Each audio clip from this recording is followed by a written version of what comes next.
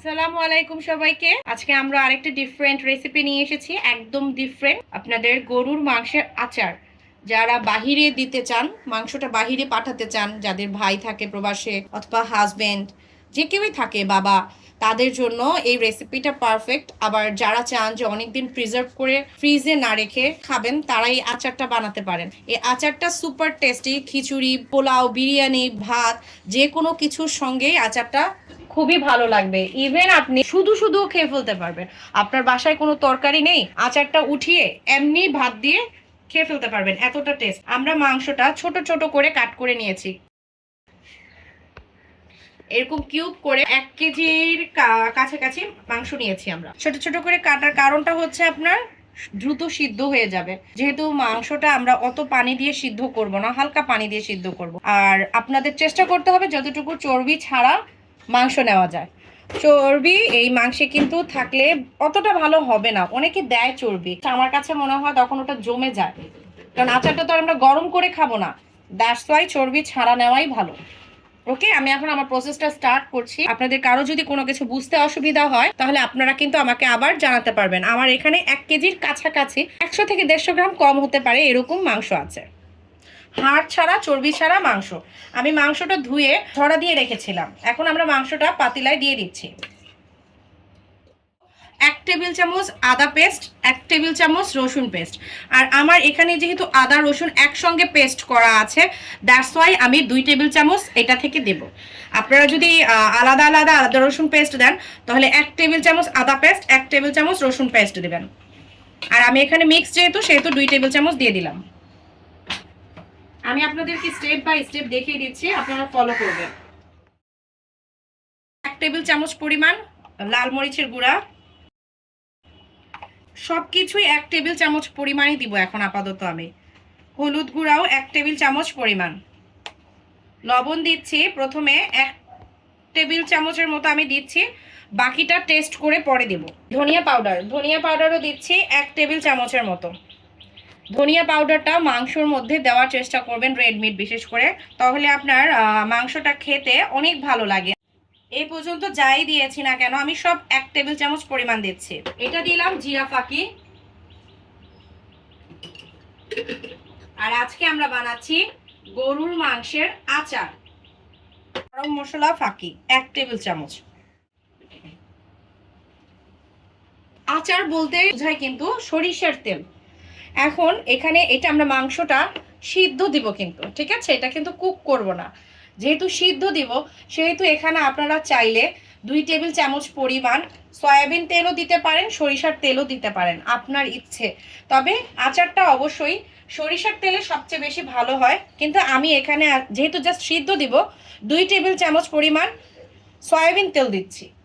আর বাকিটা যখন আচারটা প্রসেস করব তখন পুরোটা কিন্তু আমি সরিষার তেলে রান্না করব। এখন জাস্ট আমার মাংসটা সিদ্ধ দেওয়ার জন্য আমি এটাকে ভালো করে, আমার হাতটা ধুয়ে নিয়েছি, এখন এটা আমি ভালো করে মেখে নিচ্ছি।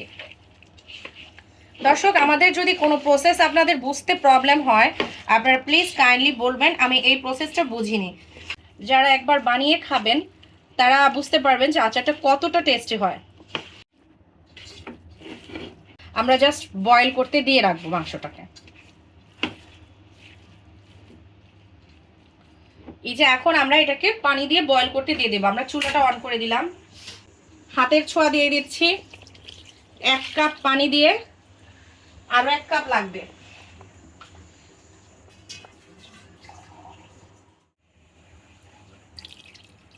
টোটাল 2 কাপ পানি দিয়ে আমি আপাতত মাংসটা সিদ্ধর জন্য দিলাম।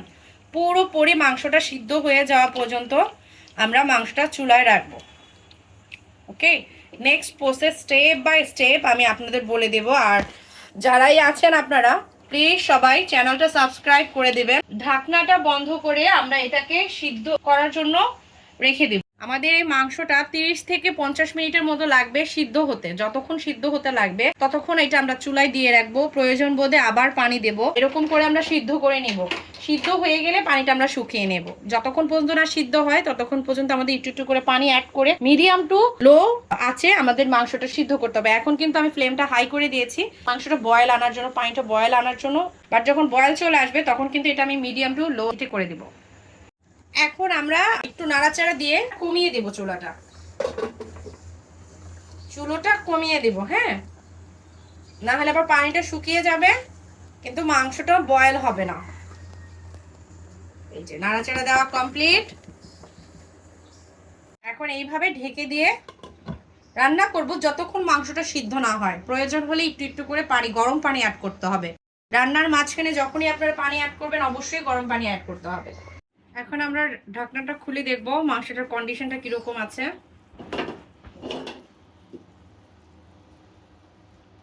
একটু নাড়া দিয়ে দেই।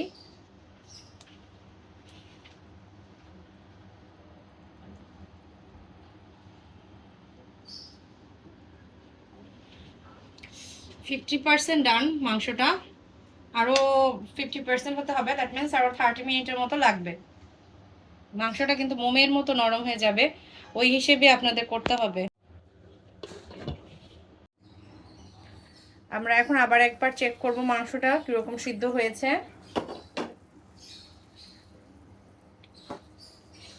এখন অনেকটা পানি আছে, যদি সিদ্ধ হয়ে গিয়ে থাকে পানিটা শুকিয়ে ফেলবো।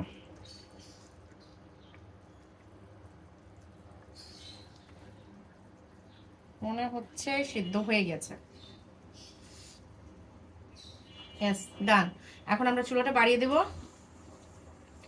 এই পর্যায়ে আপনারা লবণটাও চেক করে নেবেন, কারণ পরবর্তীতে আর লবণটা দেওয়া যাবে না। আমাদের লবণ পারফেক্ট আছে। এখন এটা আমরা জাস্ট পানিটা শুকিয়ে ভাজা ভাজা করে নেব। একদম পানিটা শুকিয়ে গায়ে মাখা করব।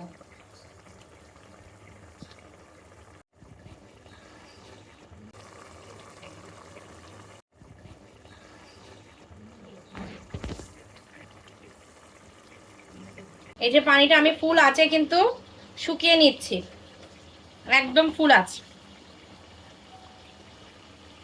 আমরা ফোড়নের জন্য তেজপাতা, শুকনো মরিচ, দারচিনি, এলাচ রেডি করেছি। আচারে আরও দেব আস্ত রসুনের কোয়া, তারপর দিব হচ্ছে সরিষার তেল, আর দিব হচ্ছে ভিনেগার। ভিনেগারটা দিব আমরা তখনই যদি আপনি আচারটা দীর্ঘদিন রেখে খেতে চান, যেমন 6-7 মাস রেখে যদি আপনার আচারটা খেতে চান তাহলে অবশ্যই ভিনেগারটা ইউজ করবেন। আর যদি মনে করেন না আমি আচারটা নগদ খেয়ে ফেলবো, 1 মাসের মধ্যে খেয়ে ফেলবো, তখন আপনাকে ভিনেগার ইউজ করতে হবে না। আর দিব হচ্ছে কাশ্মীরি লঙ্কা পাউডার, যেটা আমরা কালারের জন্য দিব, জাস্ট ফর কালার। আর দিব আচারের মেইন ইনগ্রিডিয়েন্ট বিট লবণ আর 5 ফোড়ন। বিট লবণ আর 5 ফোড়ন ছাড়া কিন্তু আমরা আচার কল্পনা করতে পারি না। এই জিনিসগুলো লাস্টে আমরা ফোড়নে ইউজ করব। এন্ড আরেকটা জিনিস ইউজ করব, এই যে এখন আমি এটা বানাবো তেঁতুলের কাঠ। তেঁতুল ভিজিয়ে রেখেছি পানিতে, এখন আমরা এটা চটকে তেঁতুলের কাঠটা বানিয়ে নেব। আমি হ্যান্ডটা ওয়াশ করে নিয়েছি। এখন এটা চটকে আমি এখন এটার রসটা বের করে নিয়ে বিচিগুলো ফেলে দেব। এই তেঁতুলের কাঠ, কারণ আমরা কিন্তু সবাই জানি আচার মানে কিন্তু একটু টক মিষ্টি ঝাল হয়, সেই জন্য আমরা এই তেঁতুলের কাঠটা দিব।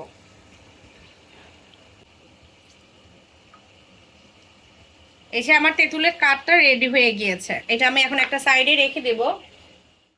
এই যে মাংসটা কিন্তু গায়ে গায়ে লেগে যাচ্ছে পানির সঙ্গে, এই পর্যায়ে কিন্তু ঘন ঘন নাড়া দিতে হবে, আদারওয়াইজ কিন্তু আপনাদের লেগে যাবে। আর আমি যেহেতু ননস্টিক প্যানে নিয়েছি সেজন্য আমার কিন্তু লাগার ভয়টা নেই, কিন্তু আপনারা যারা নর্মাল হাঁড়িতে রান্না করবেন তাদের কিন্তু লেগে যাবে মাংসটা।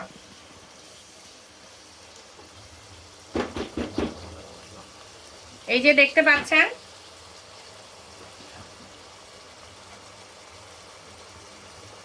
আমরা কিন্তু এই যে ঘন ঘন নেড়ে দিচ্ছি, কারণ একেবারে পানিটা শুকিয়ে ড্রাই করে ফেলবো মাংসটা।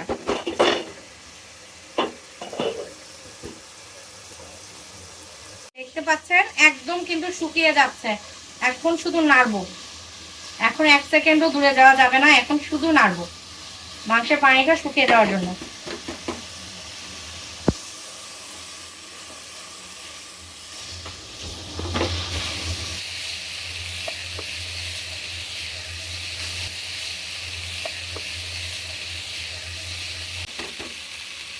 মাংসটা শুকিয়ে গিয়েছে, এখন এটাকে সাইড করে রাখবো। রেখে আমি এখন বার্গারের প্রিপারেশন দেবো। এই যে আমরা প্যানটা বসিয়ে দিলাম, এখন বার্গার দিব। প্রায় 1.5 থেকে 2 কাপের মতো সরিষার তেল ইউজ করব। আমরা জানি আচার কিন্তু অলওয়েজ সরিষার তেলের মধ্যে ডুবিয়ে রাখতে হয়।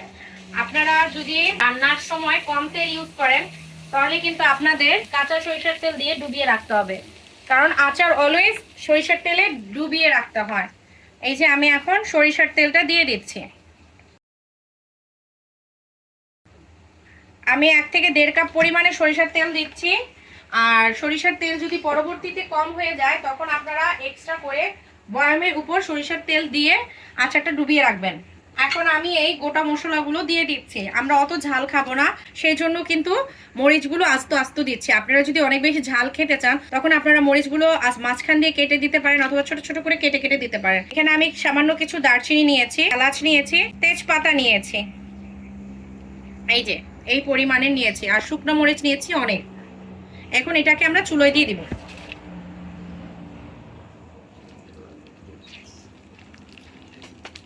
মরিচ আর তেজপাতা দিয়ে দিয়েছি, যেহেতু এটা মাংসের আচার দ্যাটস ওয়াই আমি আস্ত গরম মশলাটা দিয়েছি। আর সরিষার তেলেই কিন্তু আমরা এই বাগারটার প্রসেসটা রেডি করব। যেহেতু এটা আচার দ্যাটস ওয়াই আমরা এটা সরিষার তেলেই পুরোটা করব। সরিষার তেল যদি কম হয়ে যায়, আমি অলরেডি বলেছি, আমরা একটু সরিষার তেল অ্যাড করে দেব লাস্টে। এই যে আমি সামান্য পরিমাণের 1 টেবিল চামচের মতো আদা রসুন পেস্ট দিয়ে দিলাম।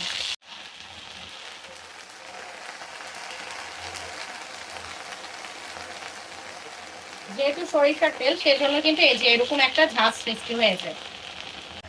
রসুনগুলো দিয়ে আমি 1 মিনিটের মতো নাড়াচাড়া করব, সিদ্ধ করব না, জাস্ট নাড়াচাড়া করে হালকা করে তারপর মাংসটা দিয়ে ভাজা ভাজা করব। নাইস অ্যারোমা, অনেক সুন্দর একটা অ্যারোমা কিন্তু ঘরে বের হচ্ছে।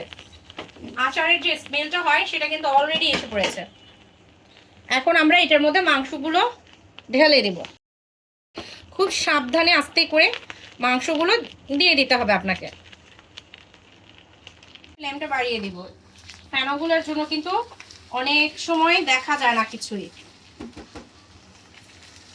মাংসটা দেওয়াতে ফেনাটা কমে আসছে আস্তে আস্তে, এবং মাংসগুলো দেখা যাচ্ছে একেবারে কালো কালো করে ভাজা ভাজা করে নেব। এখন আমি মাংসগুলো, আমি কিন্তু চুলোটা বাড়িয়ে দিয়েছি। এই পর্যায়ে আমি একটু দিয়ে দিব কাশ্মীরি মরিচ পাউডার, শুধুমাত্র আমি কালারের জন্য দিচ্ছি। এটা কিন্তু কোনো ঝাল হবে না, জাস্ট একটা সুন্দর কালার হবে, সেই জন্য আমি এই পাউডারটা দিচ্ছি। আপনারা চাইলে এটা স্কিপ করতে পারেন, যাতে আচারটা দেখতে সুন্দর হয় সেই জন্য আমি এই পাউডারটা দিচ্ছি।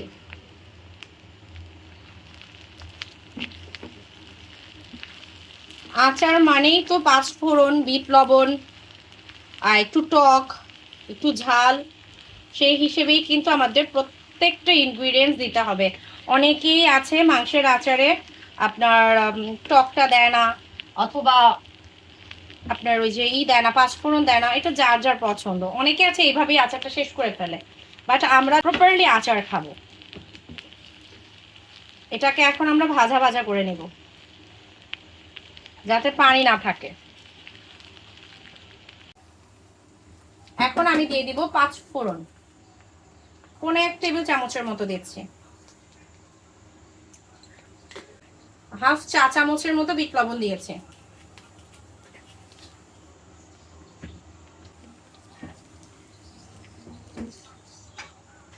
হালকা চিনি অ্যাড করে দেব, জাস্ট চিনিটা দিব টকটাকে ব্যালেন্স করার জন্য। এই পর্যায়ে দিয়ে দিব তেঁতুলের কাঠ। তেঁতুলের কাঠটাও দিবেন আপনাদের টেস্ট অনুযায়ী, আপনারা যে যেমন টেস্ট পছন্দ করেন চেখে চেখে তেঁতুলের কাঠটা দিবেন। আমি দিয়েছি 2 টেবিল চামচের একটু বেশি, 2.5 টেবিল চামচের মতো তেঁতুলের কাঠ দিলাম।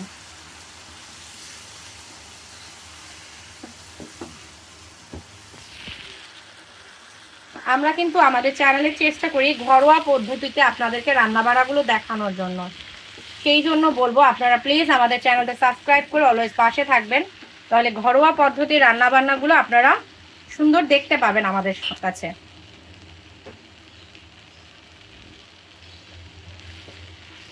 আমাদের আরেকটু তেঁতুল দরকার হবে মনে হচ্ছে, আমি দিয়ে দিলাম।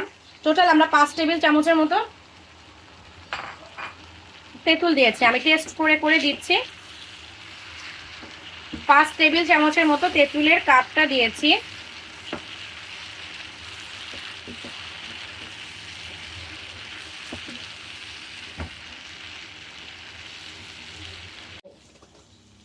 আমার আরেকটু চিনি দরকার হবে, আমি আর একটু চিনি অ্যাড করে দিচ্ছি।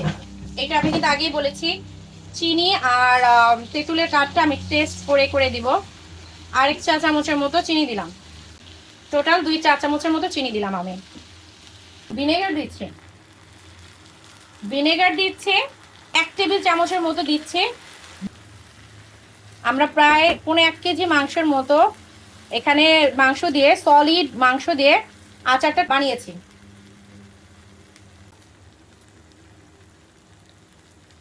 আরেক চা চামচ চিনি দিলাম, টোটাল 3 চা চামচ চিনি হলো আমাদের।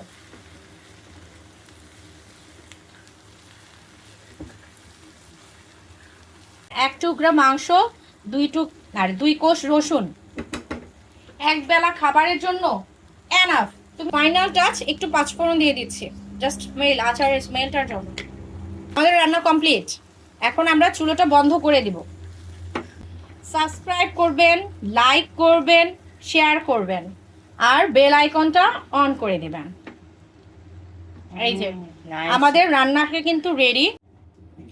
আজকে আমরা রান্না করলাম গরুর মাংসের আচার। আমাদের চ্যানেলটা লাইক করবেন, শেয়ার করবেন, কমেন্ট করবেন আর সাবস্ক্রাইব করে দেবেন। যদি ভালো লাগে বেল আইকনটা অন করে দিবেন, তাহলে আমাদের সমস্ত ভিডিও আপনারা সবসময় দেখতে পাবেন। আশা করছি আমাদের সঙ্গেই থাকবেন। আল্লাহ হাফেজ।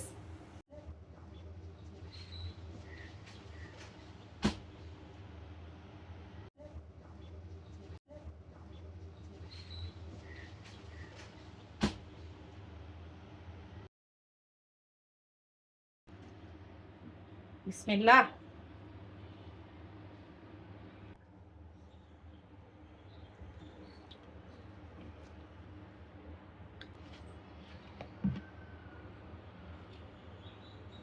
তেল দিয়ে আমরা এই যে এভাবে ভিজিয়ে রাখবো। যতবার তেল শেষ হবে এভাবে করে তেল অ্যাড করে নেবেন।